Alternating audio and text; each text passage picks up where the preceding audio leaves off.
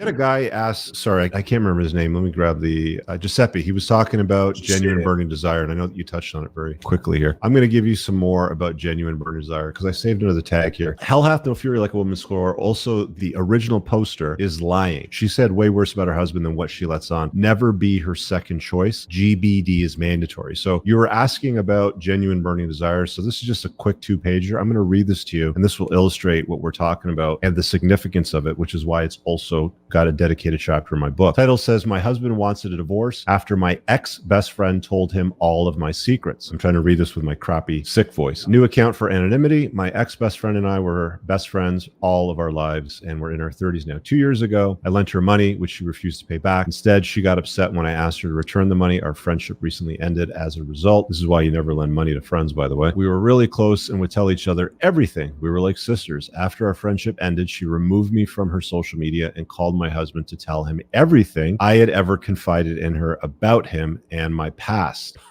Oh, it gets juicy. When I first met my husband, I was dating him and someone else. I was leaning towards the other man because I had known him longer, but our relationship didn't progress as he didn't seem interested in anything serious. So I chose to be with my husband, who, like me, was looking for a serious relationship. After my husband and I got engaged, my friend and I were joking. She asked if I would have picked the other guy over my now husband if he had been more serious. I said I would have, but that didn't matter anymore because I was happy with my husband. I told my husband this. She told my husband this, and now he thinks our entire relationship is a joke and that he is second best. I tried to explain that I didn't mean it in that way. The more I try to defend myself, the angrier he gets. Of course he will. Another thing I confided in her was about our sex life. When my husband and I first got together, we were still figuring things out in the bedroom, so the sex was good but not great. I told my friend that the sex could be better, and compared to my ex who knew what I liked at the time, sex was better with my ex. She told my husband this too, and now he thinks I've been lying to him this entire time. He believes our entire marriage is a lie and that I truly don't love him, and now he's saying he wants to leave me. I don't know what to do or say because everything I say seems to dig me into a deeper hole. My ex-friend is also married, and I know secrets about her, including her having emotional affairs that her husband doesn't know about. I would never think of revealing her secrets because she told me them in confidence, and I trust her. I'm also not that kind of person, but now I'm angry because she ruined my marriage, and I feel tempted to ruin hers because of her and my husband not speaking to me and thinking our marriage is ending. She is full of shit. She said way worse things about her husband than what she let on.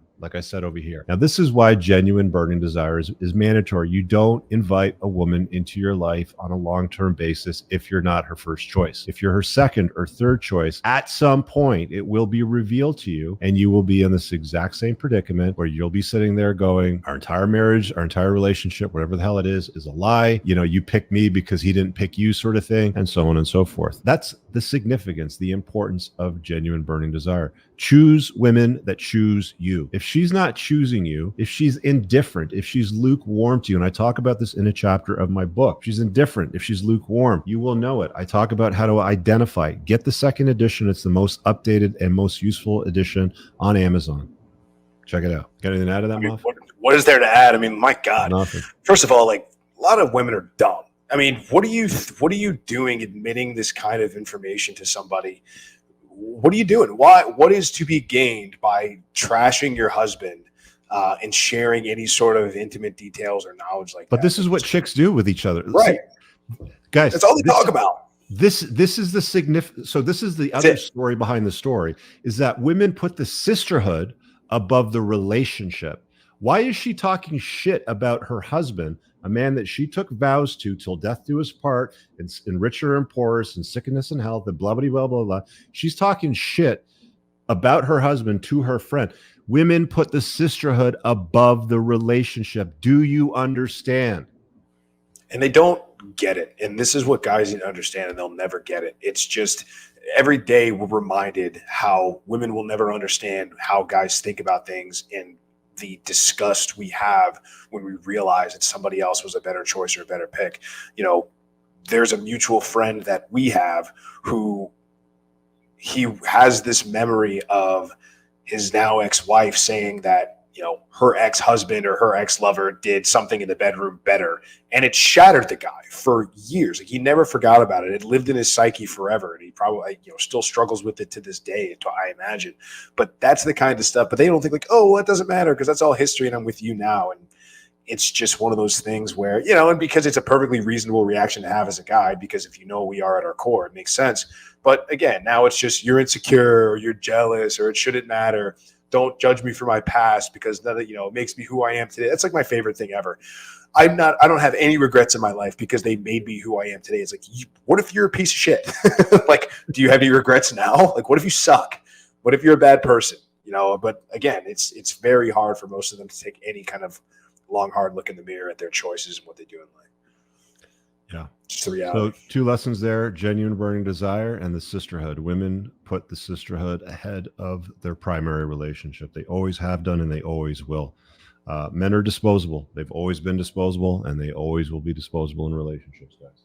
And that's why you need to monitor what kind of people she surrounds herself with, and the girlfriends that she has, you should be handpicking them and saying, nope, yes, nope.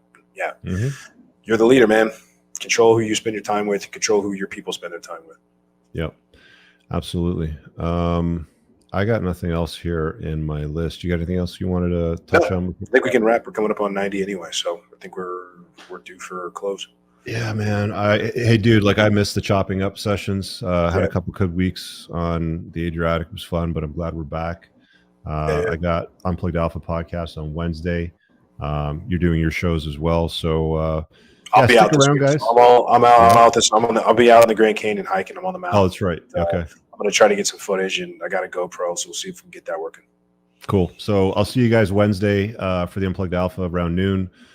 Make sure you check out the links in the description for the School of Unplugging. Again, that's where all the absolute best lessons that I wish I had known as a younger guy, that I wish my dad taught me that he never did. So we've put them all in one place. There's some great contributions there. Moff's added. We've got a great team of experts talking about nutrition, lifting, trading, crypto, investing, social media, how to improve your social media presence. Lots and lots of stuff going on there. I got a show that I do on Zoom in the mornings, once a week. I shouldn't say morning, but once a week when I crack open a coffee, just do some open Q&A. There's lots of stuff going on in there, so go check that out. I really hope you guys enjoyed that clip. If you want to watch the full-length podcast, you can find that over here, that clip's from. If you're newer to the channel, make sure you hit subscribe over here. And pin down below in the top comment, you'll find a bunch of useful links to my website, my supplement line, books, and a bunch of other stuff. Have an amazing day. Peace out.